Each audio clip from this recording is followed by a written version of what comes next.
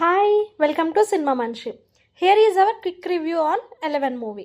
11 ఒక క్రైమ్ థ్రిల్లర్కి మంచి ట్రై. కొన్ని ట్విస్ట్ బాగా వర్క్ అవుతాయి, ఎస్పెషల్లీ సెకండ్ హాఫ్లో. నవీన్ చంద్ర పర్ఫార్మెన్స్ స్ట్రాంగ్గా ఉంటుంది, కానీ ఫస్ట్ హాఫ్ స్లోగా నడుస్తుంది. స్క్రీన్ ప్లే ఎంగేజింగ్గా లేదు. క్రైమ్ థ్రిల్లర్ ఫ్యాన్స్కి ఓకే వాచ్, కానీ ఎక్స్పెక్టేషన్స్ ఎక్కువగా పెట్టుకోవద్దు అనమాట. స్టోరీ విషయానికి వస్తే వైజాగ్లో సీరియల్ మర్డర్స్ జరుగుతూ ఉంటాయి, అన్నీ సేమ్ ప్యాటర్న్లో. ఏసీపీ అరవింద్ అంటే నవీన్ చంద్రాని కేసుకి అపాయింట్ చేస్తారు. స్టార్టింగ్లో ఎవిడెన్సెస్ లేకపోవడం వల్ల ఇన్వెస్టిగేషన్ స్లోగా స్టార్ట్ అవుతుంది, కానీ ఒక మర్డర్ కేసులో క్లూ దొరికింది. ఆ అరవింద్ ఆ లీడ్ని ఫాలో చేస్తూ షాకింగ్ ట్రూత్స్ని తెలుసుకుంటాడు. ఈ కిల్లర్ని పట్టుకున్నాడా లేక ఇంకా మర్డర్స్ కంటిన్యూ అవుతున్నాయా అనేది మెయిన్ స్టోరీ. ఈ మూవీలో ప్లస్ పాయింట్స్ ఏంటంటే నవీన్ చంద్ర సీరియస్ ఏసీపీ రోల్లో చాలా సటిల్గా యాక్ట్ చేశాడు.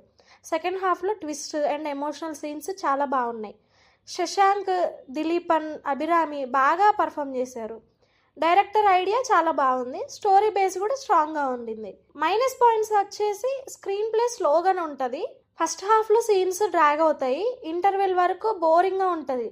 నవీన్ యాక్టింగ్ న్యాచురల్గా ఉంటుంది, కానీ కొన్ని సీన్స్లో ఫ్లాట్గా అనిపిస్తుంది.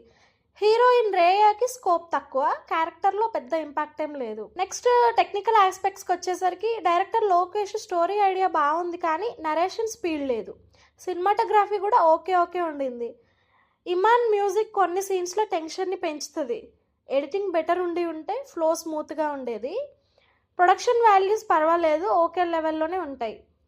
సో ఫైనల్గా క్రైమ్ థ్రిల్లర్స్ని ఇష్టపడే వాళ్ళు ట్రై చేయొచ్చు, కానీ పేషెన్స్తో చూడాలి. ఇది మరి నా రివ్యూ. మీరు మూవీ చూసుంటుంటే మీకు ఎలా అనిపించిందో కమెంట్ చేసేయండి.